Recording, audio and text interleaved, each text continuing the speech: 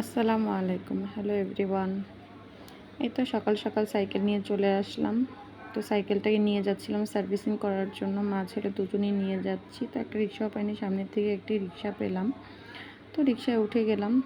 উঠে দেখি যে কিছু দূর যাওয়ার পর রাস্তায় জ্যামে আটকেছিলাম।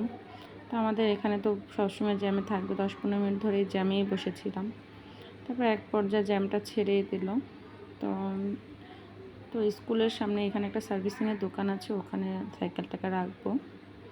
তো স্কুলের সামনে এখানে সার্ভিসিংয়ের দোকানে রেখে আমি একটু প্রয়োজনীয় জিনিসপত্র কেনার জন্য একটা দোকানে চলে গিয়েছিলাম। তো আমার যা যা দরকার ছিল কিনে নিয়েছি। স্কুল ছুটির পর ছেলেকে নিয়ে আসলাম। ও বলতেছে, মাম্মাম আমি সাইকেল চালিয়ে বাসায় যাব। তো যে আপনার সেই কাজ ওকে দিলাম, একটু সাহস করে চালিয়ে নিলাম। চালিয়ে বাসায় চলে আসছে। তো টানতে টানতে আবার বাসায় উঠাচ্ছিল সিঁড়ি দিয়ে। ও একাই সব কিছু করছে, মাশাআল্লাহ বড় হয়ে গেছে। তারপর বাসায় এসে দেখি যে আমার বড় ভাইয়ের বউ উনি একটু ভাজাভাজি করছে। তো জিজ্ঞাসা করছিলাম কিসের জন্য করছো, তো দেখলেই বুঝতে পারবা। আর এখানে দেখি মাংস কষিয়ে রাখছে, আবার মুরগির হাত পা বেঁধে রাখছে। আমি তারপর মুরগিটাকে ভাজতেছিলাম। পরে ভাবি আর আমি দুজনে গল্প করছি, ভাবি এদিক দিয়ে সব কিছু ভাজাভাজি করছে। তারপর বাইরে দেখি যে আমার আব্বু আম্মু দুজন রান্না বসিয়ে দিয়েছে। তো এক পর্যায়ে রান্নার প্রায় 80% হয়ে গেছে।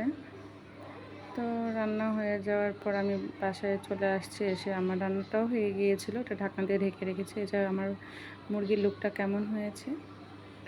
ঘর গুছালাম, ঘরটর গুছিয়ে চলে গেলাম ভাবির সাথে শপিং করতে। তো ভাইয়ের বউর জন্য কিছু তো কিনতে হবে।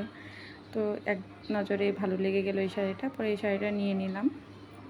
শাড়িটা সুন্দর ছিল। তো বাসায় এসে আমার ভাবি সব ডালাটা সাজাচ্ছিল। তো সুন্দর করে ডালাটা সাজালাম, সাজিয়ে গুছিয়ে তারপর টেবিলে সার্ভ করে দিলাম যে দেখতে কেমন লাগছে।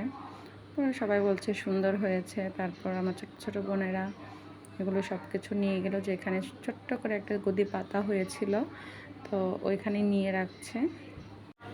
এখানে সুন্দর করে সাজিয়ে দেওয়ার পর আমার ভাইয়ের বউ চলে আসছে।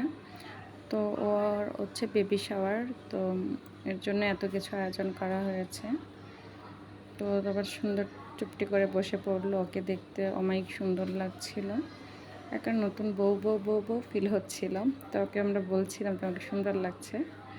পরে এক পর্যায়ে সব বাচ্চাদের নিয়ে মিলেমিশে খাওয়া দাওয়া করলো, খাচ্ছিল। তো বাচ্চারাও খুব খুশি, বাচ্চারা ফার্স্ট টাইম দেখছে, তো ভালো লাগছে। তো ওর জন্য সবাই দোয়া করবেন, ও যেন ভালো থাকে, ওর বেবিটাও যেন ভালো থাকে।